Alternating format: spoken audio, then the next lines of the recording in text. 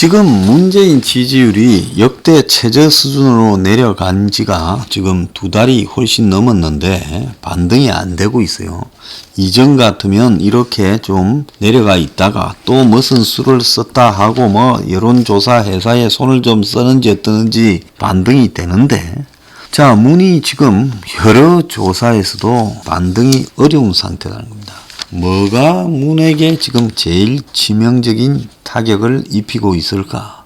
이 부분은 제가 볼 때 부동산 문제라고 보고 있습니다. 부동산으로 대한민국의 재미를 보는 사람은 많지는 않지요. 뭐 없다고 볼 수는 없지만 많지는 않고 부동산으로 고통을 받는 사람은 많습니다. 문이 2017년 8월에 취임하고 100일 기자회견에서 부동산 가격은 충분히 잡을 수 있다라고 말을 했습니다. 정부는 더 강력한 대책도 주머니에 많이 넣어두고 있다. 이랬고, 이후에 정부는 한 25차례가 넘는 대책을 쏟아냈지만 부동산은 폭등을 했고, 그리고 이제 앞에서도 이야기했지만은 투기와의 전쟁을 이기겠다라고 작년 초에 말했음에도 졌고, 부동산 시장이 안정됐다고 거짓말도 했고, 그리고 작년 10월에 국회에서는 전세 시장은 기필코 안정시키겠다고 이제 부동산이 아니라 전세로 목표를 수정했고, 마침내 어제 주거 문제로 낙심이 큰 국민에게 매우 송구하다고 사과했어요. 이 사람 사과 잘 안 하는데 주거 문제로 사과했다라는 게 뭘 의미하겠습니까? 아마 자기들 내부의 조사를 해보니까 지금 부동산 문제가 매우 심각한 지지층 이탈의 원인이다라고 나왔을 거고, 특히 수도권에서 더 심한데 이대로는 4월 서울시장 재보선을 이길 수 없다, 이렇게 나왔겠죠. 거기에다가 문의 지지율이 지금 높다면 부동산으로 아우성을 쳐도 무시하고 넘어갈 건데, 지금 여러 조사에서도 다 30%대로 내려앉았고 각 기관의 조사의 역대 최저 수준을 지금 기록하고 있다는 겁니다. 자, 그래서 우리 사회의 모든 부분은 여건이 정치공학적으로 양쪽이 대립하는 이슈로 만들어버립니다. 백신 문제도 코로나 대응도 전부 다 그렇게 만들어버려요. 그래서 한쪽이 찬성하면 한쪽이 반대한다라고 만들어버리는 겁니다. 양쪽이 확 갈려요. 아직까지도 문이 경제 잘한다고 말하는 사람이 있으니까 그건 뭐 말할 필요도 없는 거죠. 근데 부동산만큼은 문을 잘한다고 하는 사람은 올 초에 신년 여론조사에서 22.4%에 불과했고, 10명 중에 7명 가량인 69.5는 부정적인 대답을 내놨다는 겁니다. 현 정권의 지지 기반인 40대조차도 66%, 거의 평균에 가까운 정도로 문 정권의 부동산 정책을 불신한다는 거예요. 정부 말을 믿고 아파트를 사지 않은 직장인, 상대적 박탈감에 시달리는 서민, 청년 등이 핵심 지지층이 흔들렸다, 이렇게 동아일보 칼럼에서는 이야기를 하고 있습니다. 문의 지지율이 지금처럼 가거나 좀 더 떨어지면 4월 재보선 그리고 대선이 어려워지지요. 자, 그런데 당 지지율은 문 지지율보다도 더 낮습니다. 이들이 이런 부분을 심각하게 생각해가지고 지금 부동산 정책을 바꾸려고 해요. 그런데 그 이야기는 조금 이따가 하고, 오늘 아침에 하나 기사가 났지요. 서울의 도심 집값이 세계 2위로 홍콩 다음으로 비싸다. 최근 서울이 급등하면서 문재인 정권 출범 전에 서울 집값이 세계 도시 중에 14등이었는데 4년 만에 12계단을 상승해서 2위가 됐다는 겁니다.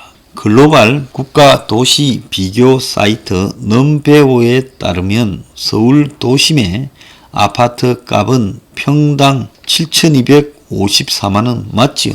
뭐 도심이라고 하는 동네에서는 이 정도 충분히 나오지요. 자, 그래서 평당 7,254만 원으로 조사 대상 522개 도시 가운데 홍콩에 이어 둘째로 높다는 겁니다. 홍콩은 도시국가로서 땅이 적은 상황에서 중국의 부자들이 많이 집중 구매를 하면서 집값이 완전 폭등해 있죠.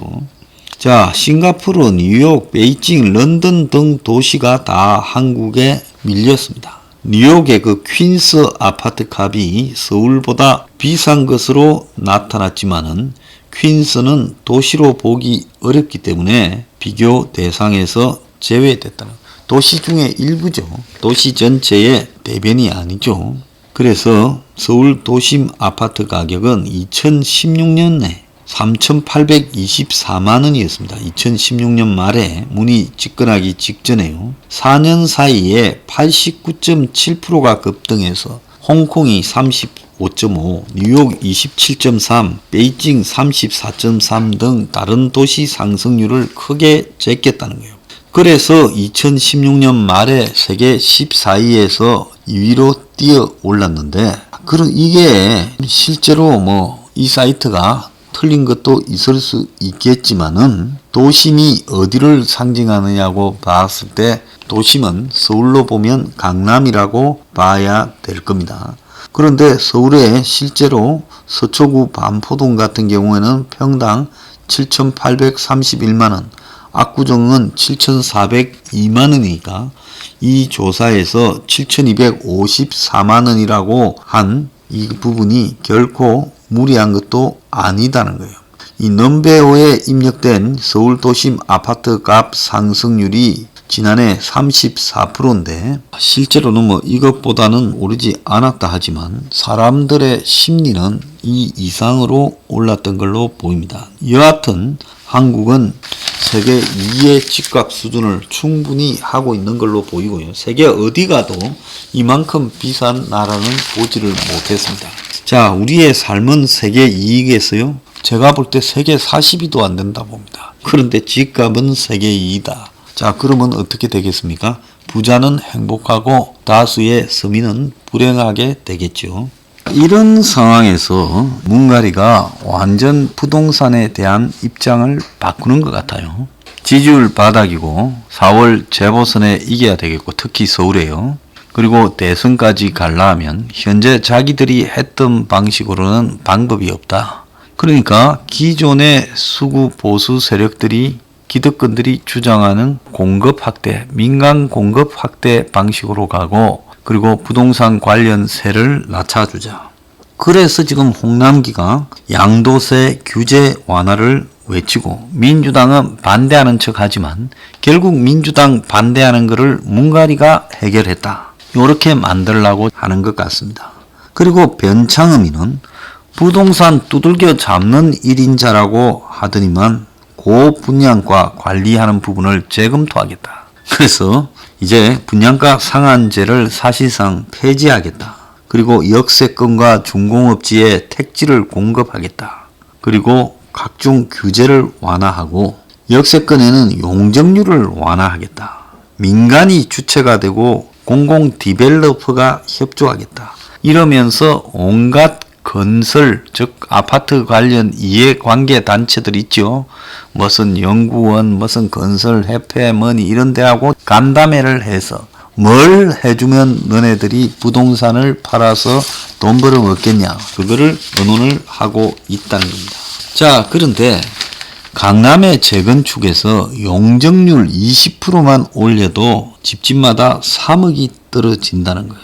그래서 이 용적률 인상이라는 게 엄청나게 돈을 차익을 남겨줄 수 있다는 겁니다. 2,990가구를 짓는 신반포 3차 경남 재건축 용적률을 300%인데 20%만 올려서 360%로 해주면 평당 4,900만 원으로 800만 원을 낮출 수 있는데 전체 84평방미터 기준으로는 3억 가까이 내려간다는 겁니다. 그러면서 가구 수가 650가구가 더 들어설 수 있다는 거예요. 그러면 이런 용적률을 낮춰주면 실제로 가구 수가 늘어나고 가격이 내려가겠습니까? 아니지요.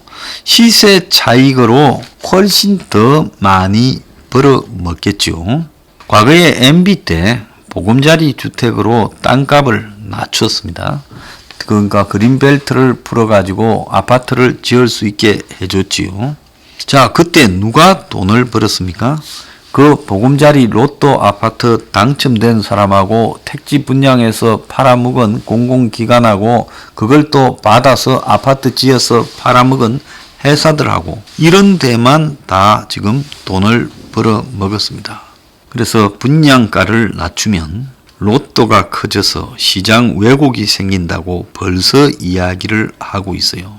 분양 때 낮추는 것보다는 양도 때 시세 차익을 환수하는 게 낫다 이야기를 하고 벌써 분양가를 인하하는 것은 사업성을 악화시켜서 공급이 줄어들 거니까 분양가는 내리지 말고 그냥 그대로 하게 하고 그래야 민간 공급이 많이 된다고 분양가 안 내리기 위한 온갖 여론을 교수니 부동산 업계가 또 이야기하는 거예요. 그래서 제 경험으로 보면 온갖 특혜를 줘서 민간 공급을 확대하게 해봤자 결국 돈은 누가 벌어간다? 민간 건설사들이 다 벌어가고 일부는 공공택지 공급한다는 정부 기관들이 벌어가고 나눠 먹는 거. 정치인들과 권력자들이 나눠 먹는다는 겁니다. 이 부분에서 허튼 소리 하지 마라. 그래서 문가리가 완전히 민간 부동산 투기 세력한테 항복했다. 보는 게 제 생각입니다.